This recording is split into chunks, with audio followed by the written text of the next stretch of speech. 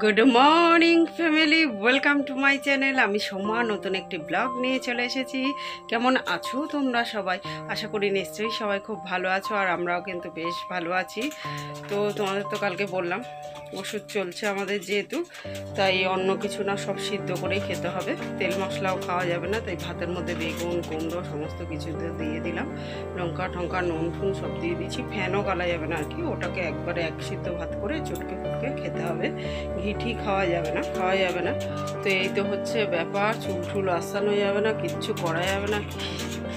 এই নিয়ে মেয়েকে কি করে কোচিনে নিতে যাবো জানি না আমি।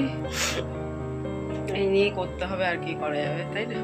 আজকে মেয়ের কোচিং নেই, ওই জন্য এখনো ঘুমাচ্ছে ওরা। কি গো শুনছো, অফিসে যাবে না? দেরি হয়ে যাবে তো, ওঠো। আর এখন দেখো ঘড়িতে 8:15। 8:15 মানে হচ্ছে পুরো 8টা বাজে। এখন দিয়ে ব্লগটা স্টার্ট করছি।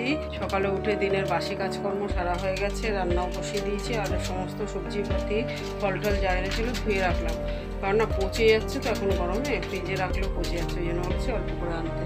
আর মুনমুনির নাচ হচ্ছে, মুনমুনি এখন কুমড়ো খাচ্ছে, কুমড়োর দানা খাচ্ছে আর নাচছে।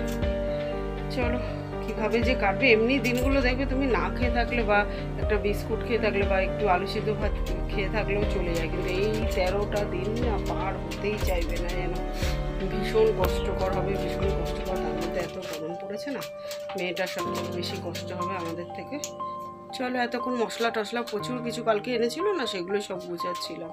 চিড়ে ঠিড়ে ছোলা এগুলোই তো খেতে হবে। চিড়ে সকালবেলা ব্রেকফাস্টে চিড়ে খেতে পারবো, তারপর ছাতু খেতে পারবো, তারপর রাত্রিবেলা চিড়ে বা এসব খেতে বলেছে শাশুড়ি মা। তো রোজ রোজ চিড়ে তো খাওয়া যায় না, ওই জন্য ছোলা মাখা ঠাকা করে খাবো, ওই জন্য ছোলা টোলা প্রচুর কিছু আনা হয়েছে, সেগুলো সব গুছাচ্ছিলাম। চলো, ভাতটা হয়নি, তারপর বন্ধুরা দেখো আমার রান্না হয়ে গেছে। সমস্ত সবজি টবজি একদম পারফেক্ট ভাবে সিদ্ধ হয়ে গেছে। লঙ্কা টঙ্কা সমস্ত কিছু একবারে নুন টুন একেবারে দিয়ে করে নিলাম, কিছু করার নেই, তেল মশলা ছাড়া আর কি করব। এই তো খেতে হবে এখন 13 দিন, কি করে খাবো জানি না। চলো এটা বন্ধ করে দিই, এটা তো আর ফ্যান গলা যাবে না। তো বন্ধুরা দেখো, এই যে খাবার বেড়ে দিয়েছি হাজবেন্ডকে, আর আমিও ব্রেকফাস্টে একটু খেয়ে নেব। মেয়ে এখন ঘুমাচ্ছে, ও উঠলে ওকেও একটু দিয়ে দেবো। সমস্ত কিছু দিয়ে মেয়েকে খেয়ে নিতে হবে, আর কিছু করার নেই।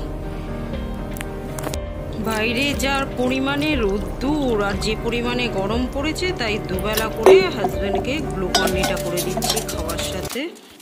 এখন অনেকটা টাইম হয়ে গেছে, বরমশাই অফিসে চলে গেছে, আমার সংসারের কাজও কমপ্লিট হয়ে গেছে। আর ছোলাটা ভিজিয়ে রাখছি, সন্ধ্যাবেলা খাবো। সময় এমন একটা জিনিস যেটা কারুর জন্য কোনো কিছুর জন্যই থেমে যায় না, শুধুমাত্র সময়ের সঙ্গে সঙ্গে কাজগুলোর পরিবর্তন হয়। শ্মশানে গেলে প্রত্যেক দিন দেখা যায় কত মানুষ পৃথিবীর মায়া ত্যাগ করে চলে যাচ্ছে, আবার হসপিটালে গেলে দেখা যায় কত বাচ্চা জন্মও নিচ্ছে।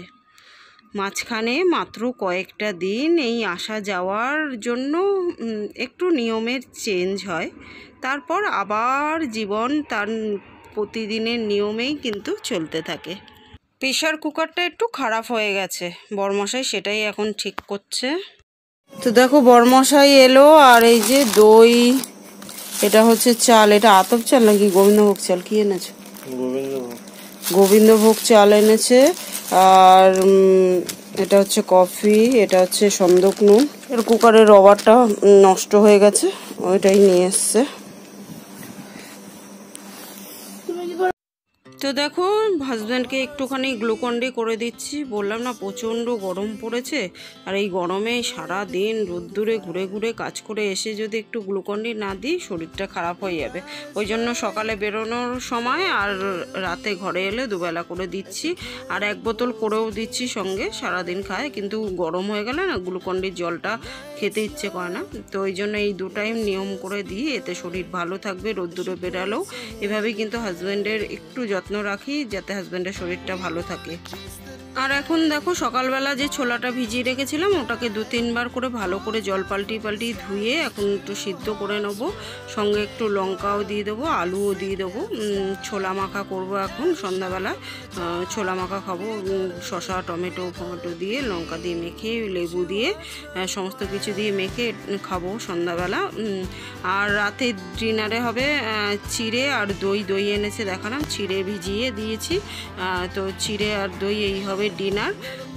তো চলো বন্ধুরা, আজকের মতো এই পর্যন্তই। কালকে আবার দেখা হবে নতুন একটা দিনের সঙ্গে, নতুন একটা ব্লগ নিয়ে। ততক্ষণের জন্য সবাই কিন্তু খুব খুব খুব ভালো থেকো, সুস্থ থেকো। আর আমার ভিডিওগুলো ভালো লাগলে লাইক শেয়ার কমেন্ট করে চ্যানেলটাকে সাবস্ক্রাইব করে দিও। তো আজকের মতো টাটা। এখন যেহেতু সন্ধ্যাবেলা তাই আর গুড নাইট বললাম না বন্ধুরা। তো দেখো আলুটা এখন সিদ্ধ হয়ে গেছে, আর এই যে ছোলা টোলা সব কিছু সিদ্ধ হয়ে গেছে। আর এখন আমি কেটে নিচ্ছি যা যা কাটার, আলু শসা টমেটো। আর বলে না, দেখবে যখন সময় খারাপ যায় না তখন কিন্তু সমস্ত দিক দিয়ে সময়টা যেন খারাপ যায়। এবং প্রেশার কুকার কালকে পর্যন্ত একদম পুরো ঠিক ছিল, একদম ওকে, কোনো কিছুর প্রবলেম ছিল না। আজকে হঠাৎ করে একবারে তার রবারটাও খারাপ হয়ে গেল, সিটিটাও একটু পরে কাজ করবে না, আবার কালকে আবার আরও প্যাকডা ঘটাবে। সে বড়মশাইকে নিয়ে আবার দৌড়াতে হবে।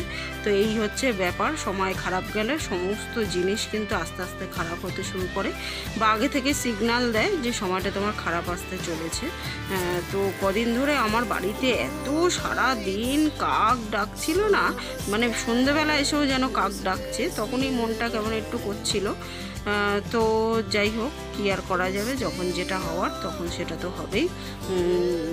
তো যত খারাপই সময় আসুক না কেন, সন্তোষী মার কৃপায় আশা করি সেগুলোও পার হয়ে যাবে। তো দেখো এখন কতগুলো জিনিস এনেছে বরমশাই, সেগুলো একটু ঢেলে নিচ্ছি। চলো আজকের মতো টাটা, সবাই খুব ভালো থেকো, সুস্থ থেকো।